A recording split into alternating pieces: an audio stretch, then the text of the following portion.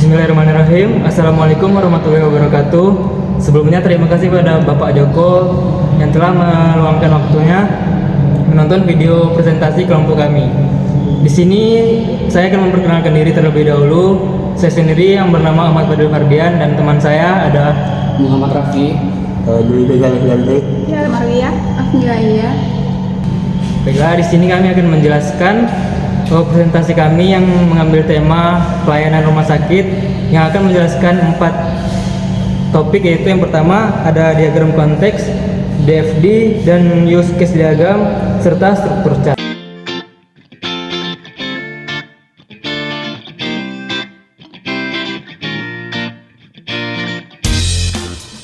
Oke, baiklah. Sebelum masuk pada materi kita, saya selaku moderator akan menyampaikan beberapa tahapan yang akan kami sampaikan pada presentasi kali ini. Yaitu yang pertama ada latar belakang, tujuan laporan, analisis informasi, dan masuk pada materi yaitu diagram konteks, diagram aliran data DFD, use case diagram, struktur chart, dan terakhir kesimpulan. Langsung saja, yang pertama latar belakang. Dalam era globalisasi, kebutuhan akan informasi yang cepat, tepat, akurat, relevan, dan tepat waktu sangat penting, termasuk di dunia kesehatan. Rumah sakit menghadapi tantangan dalam memberikan layanan informasi yang efisien, terutama dalam pengelolaan data rekam medis. Untuk mengatasi ini, diperlukan sistem pengolahan data yang mampu memproses informasi dengan cepat dan akurat. Dan tentu saja informasi ini sangat penting dalam pengambilan keputusan. Sebagai salah satu instansi yang bergerak di bidang kesehatan dalam melayani masyarakat luas, permasalahan yang dialami pun sangat kompleks. Antara lain adalah data rekam medik. Hal ini tentu saja memerlukan sistem pengolahan data yang membutuhkan kecepatan dalam memproses data menjadi sebuah informasi. Di sini kami akan membuat beberapa diagram, yang mana di dalam diagram tersebut meliputi beberapa elemen yang diperlukan atau elemen pengelolaan data yang dibutuhkan dalam sistem informasi rumah sakit. Oke, selanjutnya saya akan menyampaikan tujuan dari laporan. Tujuan dari laporan studi kasus ini adalah untuk menilai kualitas pelayanan di rumah sakit awal terus, mengidentifikasi kekuatan dan kelemahan dalam pelayanan. Selanjutnya menganalisis sistem informasi rumah sakit yang mendukung pelayanan dan memberikan rekomendasi untuk peningkatan kualitas pelayanan. Baiklah, langsung saja kepada materi yang pertama akan disampaikan oleh teman saya.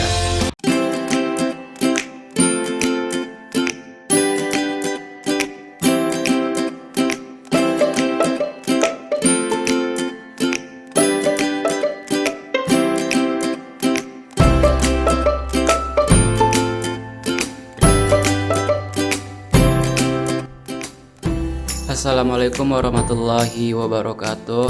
Perkenalkan, nama saya Muhammad Rafi. Di sini saya bakalan menjelaskan apa itu diagram konteks dan akan menampilkan dan menjelaskan dari bentuk diagram konteks. Diagram konteks. Diagram konteks itu adalah sebuah diagram sederhana yang menggambarkan hubungan antar entiti luar, masukan dan keluaran dari sistem. Diagram konteks direpresentasikan dengan lingkaran tunggal yang mewakili keseluruhan sistem. Diagram konteks yang dibuat ini menggambarkan sistem informasi rumah sakit dalam konteks lingkungan eksternalnya. Ini menunjukkan bagaimana sistem berinteraksi dengan entitas luar seperti pasien, dokter, dan sistem pihak lainnya. Dan berikut adalah diagram konteks aliran sistem informasi rumah sakit. Yang pertama yaitu pada pendaftaran. Pasien akan melakukan pendaftaran untuk mendapatkan info antrian dan info jadwal dokter. Setelah melakukan pendaftaran, pasien akan login di bagian admin untuk menginput kelola data pendaftaran, kelola data obat, kelola data antrian, dan kelola jadwal dokter. Kemudian pasien akan lanjut ke dokter dan dokter akan menangani pasien. yang terdiri dari data dokter dan jadwal dokter. Setelah itu, pasien yang telah diperiksa oleh dokter akan diarahkan untuk ke apoteker untuk data persediaan obat dan kebutuhan obat. Kemudian setelah ke apoteker, lanjut ke kasir untuk membayar obat-obat yang telah dikasih di apoteker. Kemudian kasir akan memperoleh data keuangan dan pemasukan dan keuangan. Mungkin itu penjelasan dari diagram konteks. Sekian dan terima kasih.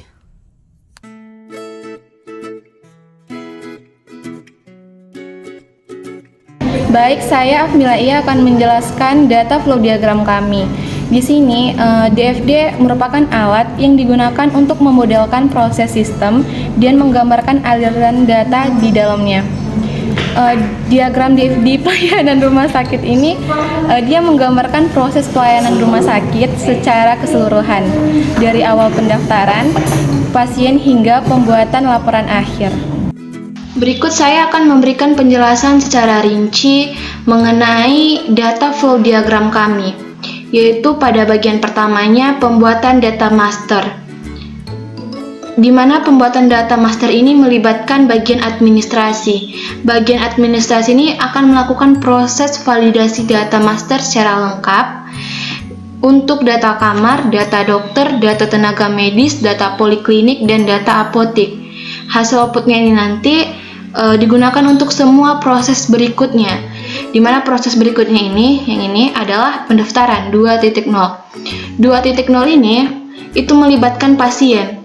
Pasien prosesnya yaitu memberikan informasi mengenai identitas pasien atau identitasnya dan data rekam medis. Bagian pendaftaran nantinya memvalidasikan data pasien dan mencari rekam medis, men-searching rekam medisnya ini. Hasil outputnya nanti data pasien ini yang D6 ini yang divalid untuk pemeriksaan lebih lanjut 3.0 pemeriksaan, di mana bagian ini yang terlibat adalah dokter. Nantinya dokter ini melakukan diagnosa pasien atau pemeriksaan terhadap pasien berdasarkan data pasien tadi, ini berdasarkan data pasien, dan mencatat hasil rekam medisnya.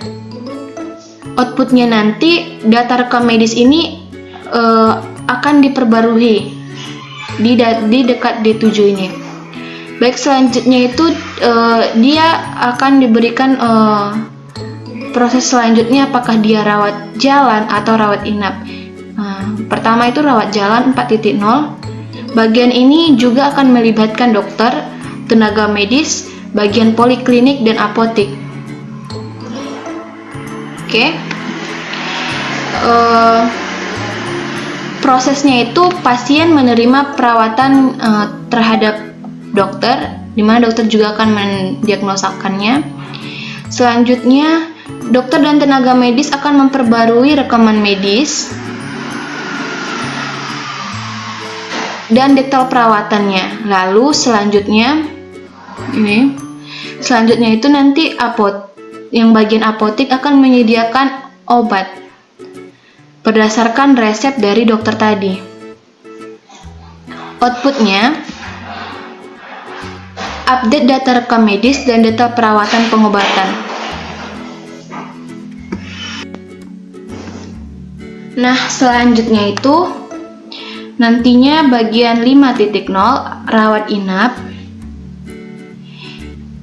di mana yang terlibat juga adalah dokter, pasien, ini rawat inap pasien, tenaga medis, dan juga bagian rawat inap dan apotik. Yang ini.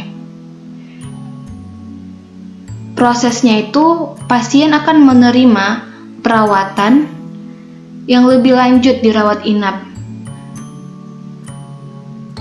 Dapatkan perawatan, di mana dokter dan tenaga medis akan memperbaharui rekam medis dan detail perawatan.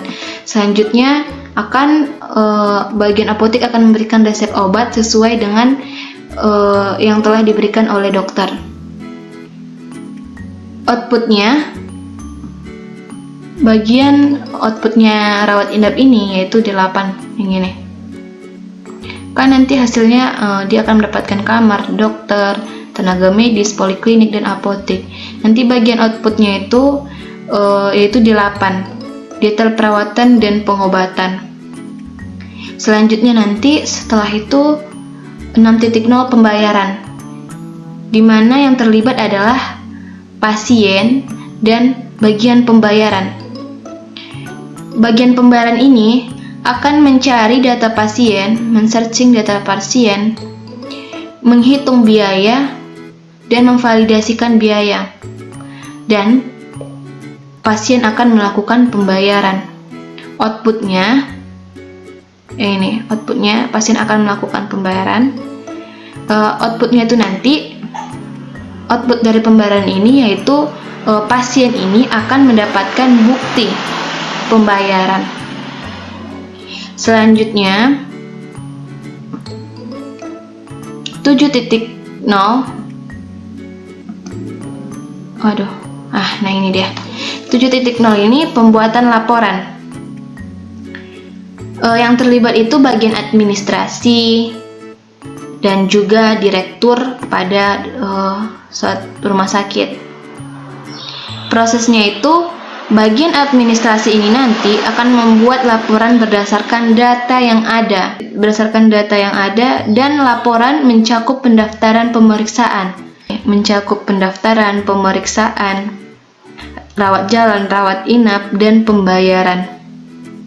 Di mana nanti bagian administrasi ini sesuai dengan permintaan direktur, laporan direktur. Dan outputnya nanti laporan yang dibutuhkan oleh direktur untuk mengevaluasi dan keputusan manajemen. Sekian dari penjelasan saya. Selanjutnya akan dijelaskan oleh teman kami. Assalamualaikum warahmatullahi wabarakatuh. Oke, baik. Di sini saya akan menjelaskan sistem informasi pelayanan rumah sakit menggunakan use case diagram. Use case diagram ini menunjukkan aliran aktivitas dalam sistem informasi pelayanan rumah sakit menyangkut peran berbagai aktor, yaitu dokter, apoteker, kasir, bagian pendaftaran, admin, dan pimpinan. Nah, di bagian pendaftaran, pasien yang telah mendaftarkan dirinya akan di-maintenance datanya oleh bagian pendaftaran. Selanjutnya di bagian dokter akan melihat rekam medis, memeriksa pasien, dan memberikan diagnosa. Setelah memberikan diagnosa, dokter akan menulis resep obat dan mengisi rekam medis. Include di sini maksudnya yang saling keterkaitan antara proses yang terjadi. Selanjutnya, apoteker yaitu bertugas untuk menyerahkan obat. Setelah dokter menulis resep obat, maka resep ini akan dikirim ke apoteker dan apoteker akan membuat obat dan menyerahkan obat. Selanjutnya di bagian admin itu untuk maintenance data rekam medis, maintenance data obat, maintenance data dokter,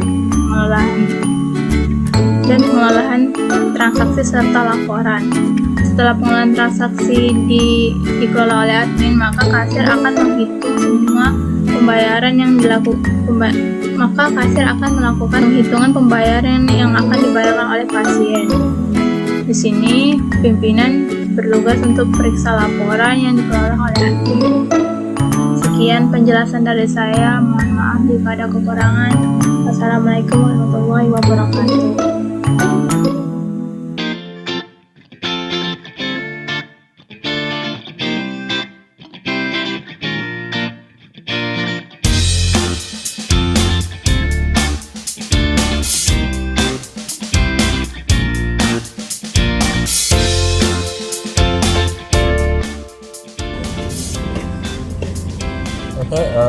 Saya Dwi Pegawai Lanjut akan menjelaskan tentang berkaca.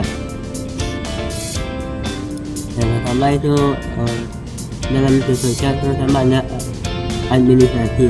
Jadi administrasi ini adalah untuk mengelola proses pendaftaran dan entry data pasien. Dalam administrasi dalam administrasi ada connect itu untuk melayani pasien yang datang, terus data entry memasukkan data pasien ke dalam sistem, terus ada appointment booking untuk mengatur jenis tamu pasien, terus ada pasien ID generation itu untuk menghasilkan identitas pasien.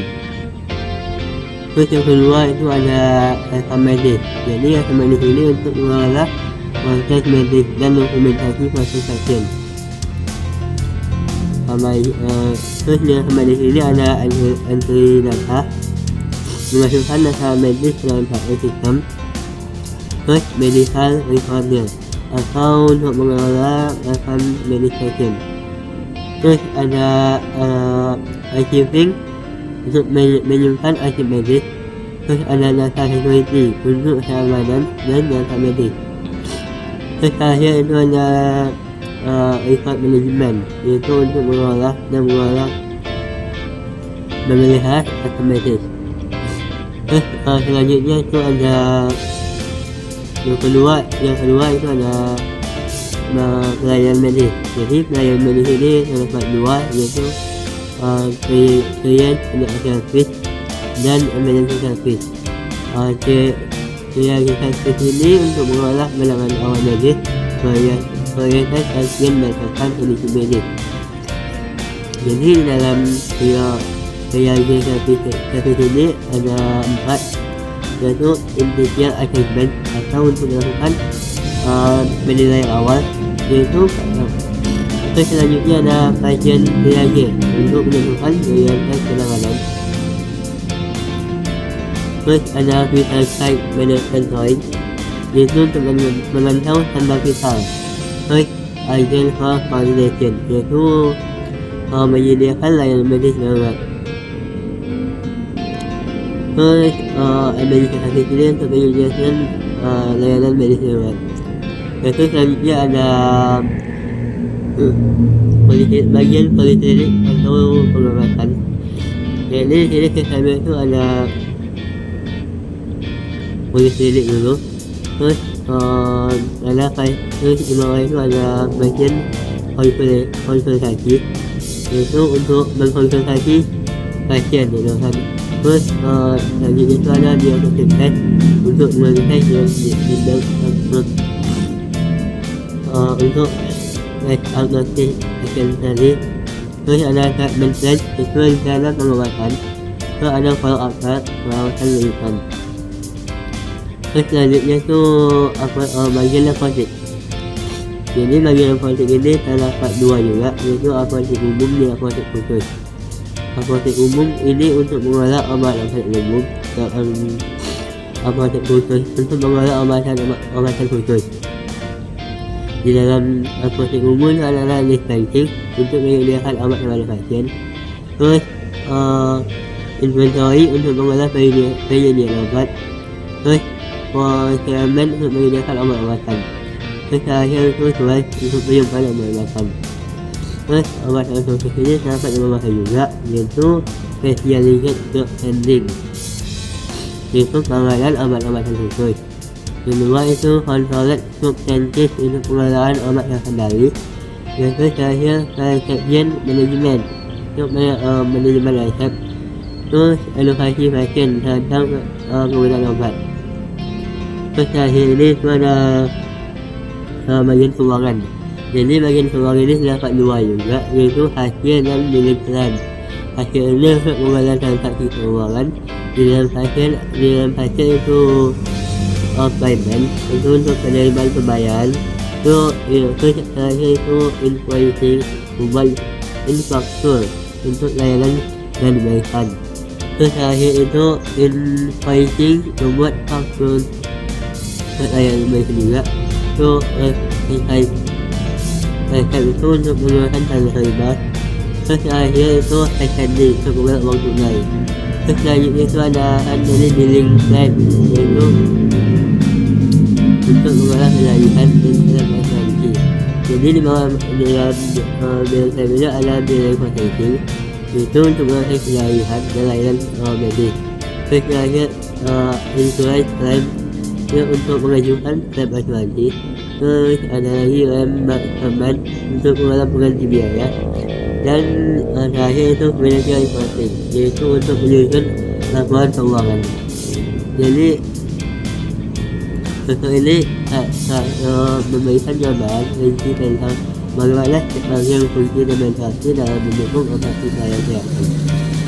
Untuk memastikan bahwa semua aspek dari proses pendaftaran hingga pengobatan dan diurus dengan baik. Jadi sekian dari saya. Terima kasih. Mohon maaf atas segala semuanya.